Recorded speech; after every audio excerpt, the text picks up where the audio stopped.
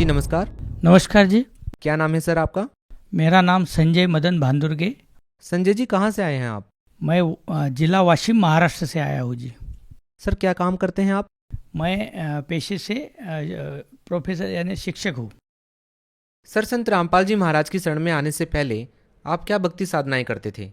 पहले हम वही पारंपरिक साधनाएं जो रहती है ब्रह्मा विष्णु और महेश, इनकी भक्ति हम करते थे। जैसा कि हमारे कुल देवता शिव जी थे, तो उसकी वजह से हम सावन में जो भी पूजाएं होती है आमतौर पर वो हम करते थे। ऐसे ही मैं धारगढ़ यानी अकोला में एक तीर्थ क्षेत्र है जो जंगल में, घने जंगल में, वहाँ हम जाते थे। और वो तीसरे सोमवार को खुलता था, तो रात भर चलते थे जंगलों में और वहाँ जाके दर्शन करते थे। और इसी को हम अपना मोक्ष यानी यही भक्ति साधना सही समझते थे और यही भक्ति करते थे। बाद में हमारे इधर शेगांव में श्री गजानन संत गजानन महाराज करके एक देवस्थान है, उनकी भी पूजा करते थे। हर गुरुवार को वहाँ जाना, शेगांव जाना और दर्शन करना, मत्था टेकना, यह सब पूजाएं हम पारंपरिक करते थे। जब नवरात्र आता था तो 9 दिन हम दुर्गा जी की भक्ति करते थे। जब गणेश जी यानी गणपति महाराष्ट्र में जो बहुत बड़ा त्यौहार रहता है, तो गणपति बिठाते थे, उसकी भी हम पूजा और साधना करते थे जी। सर जो भी आपने पारंपरिक पूजाएं की हैं, क्या इनके अलावा भी आपने कोई गुरु बनाया? जी हाँ। तो मेरा पहले से ही ये जो देवी देवता है उनके इसमें मन नहीं लगता था। मुझे ये पाखंड यानी कर्मकांड मुझे अच्छा नहीं लगता था। मुझे लगता था, क्योंकि मैं जब देखता था कि जब देवी देवताओं के लिए जाते हैं जगत लोग, भगत लोग, तो वहाँ धक्का बुक्की करते थे, कोई पैसे दे के आगे लाइन में लग के दर्शन ले लेता था। तो मुझे पहले से ये चीज़ें कुछ मतलब रास नहीं आती थी, तो इसलिए मेरा उसमें मन नहीं था। तो ऐसे ही जब मैं एक स्कूल में प्राइवेट जॉब पहले करता था, तो वहाँ एक हमारे कलीग्स थे, तो उन्होंने मुझे राधा स्वामी पंथ के बारे में बताया। तो हालांकि मुझे उसमें कुछ मतलब ये नहीं था, लेकिन फिर भी उसमें कोई कर्मकांड नहीं, ये सुनकर मुझे अच्छा लगा और मैंने सोचा कि मैं भी क्यों ना देख लूँ उसमें क्या है। उनके बार बार कहने पर मैं वहाँ जाने लगा। फिर सत्संग सुनी, कैसेट्स के ऊपर वो सत्संग आते थे, तो और सत्संग करता वहाँ बैठकर बुक रीडर पढ़कर सुनाते थे, तो वो बानियाँ, वो सत्संग, और मुझे अच्छा लगा वहाँ का डिसिप्लिन। तो फिर मैंने भी ब्यास अमृतसर में राधा स्वामी सत्संग ब्यास, जहाँ वहाँ मुख्य उनका हेडक्वार्टर है, वहाँ जाकर नाम दीक्षा ली मैंने और मेरे पत्नी ने, दोनों ने भी। और इस तरह मैं राधा स्वामी पंथ में वहाँ करीब 3 साल तक रहा। वहाँ भी सेवा की, साधना की। वाशिम ज़िले में हमारे महात्मा गांधी स्कूल में वो जो सत्संग होता था हर संडे को, रविवार को, तो वहाँ पर 9 बजे हम वो कैसेट लगाना, वहाँ पे सेवा करना, आजू बाजू जो खेड़े हैं वहाँ पर शनिवार को ही जाना और वहाँ की संगत को बुलाना, और ये सब करते थे और सेवा करते थे। सर देखिए एक बात बताइए, आप बचपन से ही देवी देवताओं की पूजाएं कर रहे थे और आपने गुरु भी बना रखा था, तो फिर आपने संत रामपाल जी महाराज जी से नाम दीक्षा क्यों ली? हाँ, तो फिर मुझे लगता था कि राधा स्वामी पंथ के ऊपर इस विश्व में कोई भी ऐसा पंथ नहीं है जो इतना अच्छा और सच्चा है। लेकिन ये मेरा भ्रम तब टूटा जब रेखा दासी नाम से एक हमारे रिलेटिव्स है, उन्होंने संत रामपाल जी महाराज से नाम दीक्षा ली थी। तो उन्होंने मुझे बताया कि एक टीवी पर चैनल पर एक सत्संग आता है एक गुरुजी का, और वो राधा स्वामी पंथ ही नहीं बल्कि विश्व के जितने भी संत हैं उनको चैलेंज करके बोलते हैं कि तुम्हारे पास सत साधना नहीं है, मोक्ष हो नहीं सकता। तो बंदी चोर, ये सुनकर सर जी, ये सुनकर मेरे दिल को बहुत ठेस लगी। मैंने बोला ऐसा कौन सा संत है जो इतने बड़े पंथ को नाम रखता है? तो मेरा जो अहंकार था वो आड़े आ गया, और मैं शिक्षक था वो भी। तो मैं वो सत्संग देखने लगा कि इसमें क्या है, ऐसा क्या ये कह रहे हैं जिसकी वजह से इतने बड़े राधा स्वामी पंथ को ये गलत बता रहे हैं, ये कैसे हो सकता है। तो फिर मैंने जब उनके सत्संग सुने 1-2 बार, तो भगतमती से मैंने चर्चा की कि ये संत तो अपने पंथ को गलत बताते।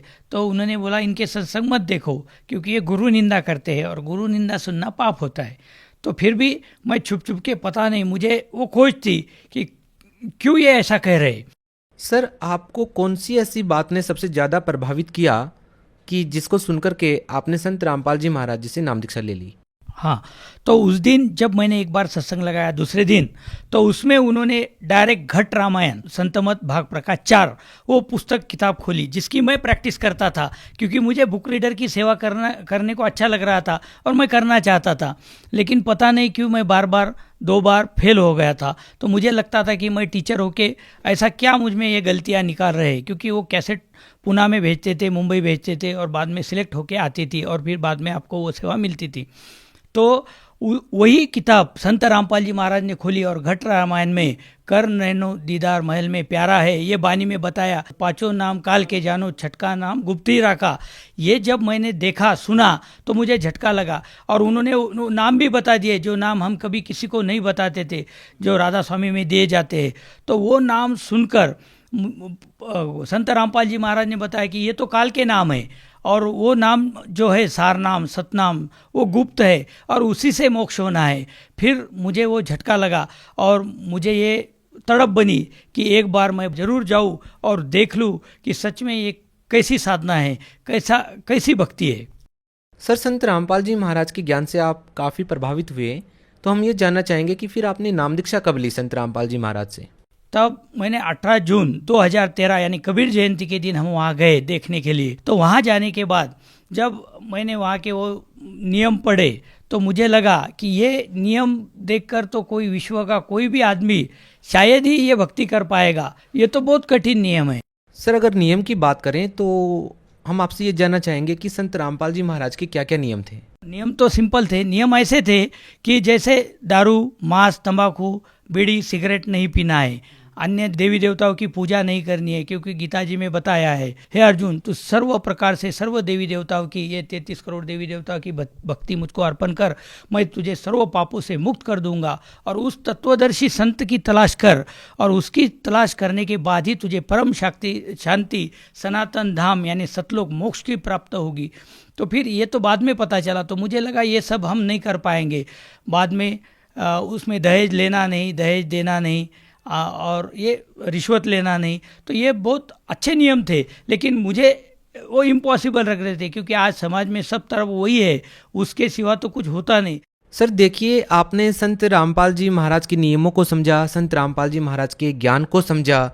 इससे पहले आप राधा स्वामी पंथ में जुड़े हुए थे, तो सर हम आपसे ये जानना चाहेंगे कि ऐसे वो कौन से लाभ थे जो आपको राधा स्वामी पंथ में या अन्य पूजाओं को करने से नहीं मिले और संत रामपाल जी महाराज जी से नाम दीक्षा लेने के बाद आपको वो लाभ मिले? हाँ जी, हाँ सर जी, हमको लाभ ये हुए कि तब से हमको एक परम शांति का अनुभव होने लगा और सुकून मिला, शांति मिली, मोक्ष मार्ग मिला, सही शास्त्र अनुकूल साधना मिली। और लाभ ये हुआ, आर्थिक लाभ में मतलब हम प्लॉट लेने की सोच रहे थे, तो वो भी संत रामपाल जी महाराज की दया से वो भी हमको मिल गया आसानी से। उसके बाद में पहले बचत नहीं होती थी, तो थोड़ी पैसों में बरकत बोलो वो भी आने लगी।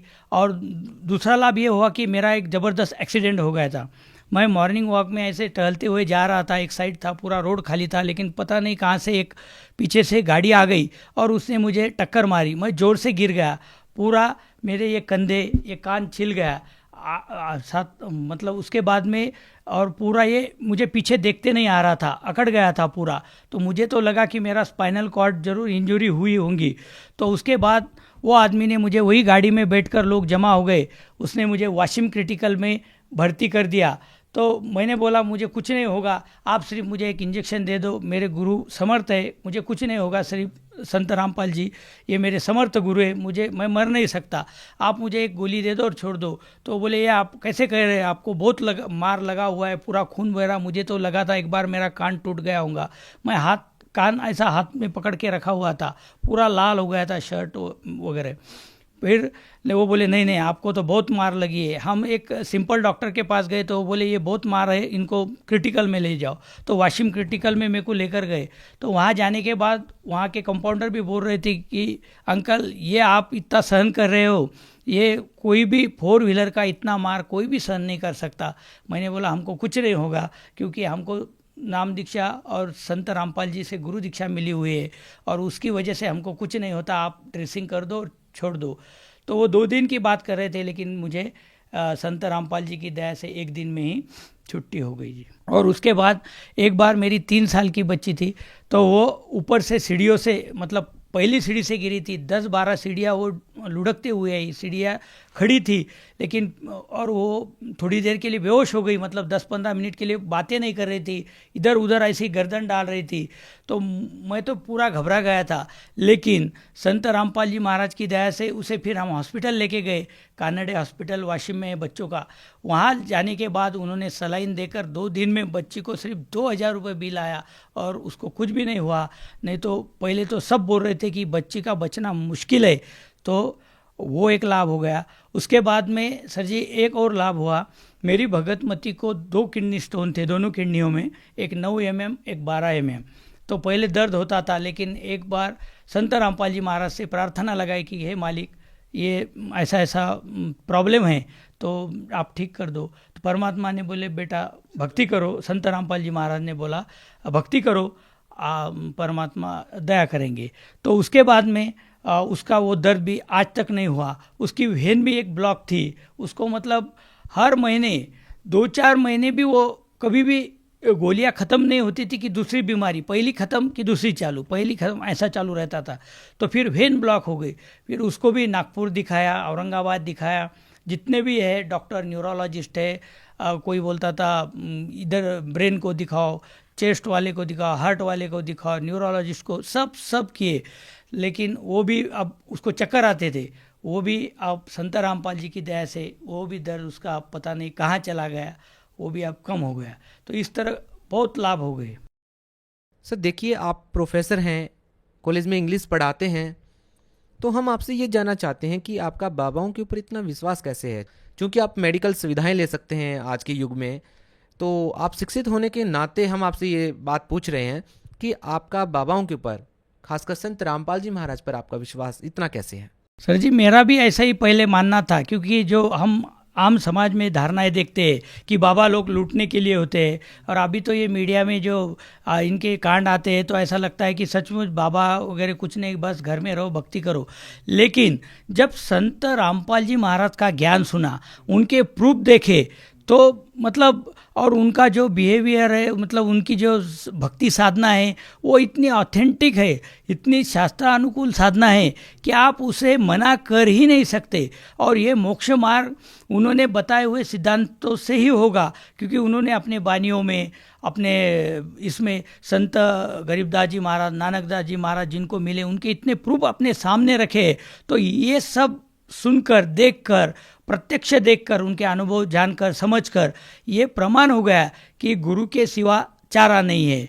विज्ञान ने इतनी प्रगति कर ली, लेकिन भगवान के सामने विज्ञान कुछ नहीं। विज्ञान यानी क्या है? विशेष ज्ञान। अब जो परमात्मा ने सब बना के रखा हुआ है, संत रामपाल जी महाराज अपने सत्संगों में बताते हैं कि देखो सूरज तो सुबह उगने वाला है, अब हम उनको खोज के कुछ कैलकुलेशंस करके मतलब उस पर संशोधन करके 20-20 साल तक ये बताए कि कल 6 बजे उगने वाला है, कल 5:55 पर, तो फ़ायदा क्या हुआ? वो तो उगने वाला है, उगते ही आ रहा है। यानी यही है विज्ञान। क्या है? जो ब्रह्मांड चल रहे हैं, जिसके वचन से चल रहे हैं, वो आदि शक्ति है। और इतना सब होके आदमी फिर मरता क्यों है? विज्ञान बचाता क्यों नहीं लोगों को?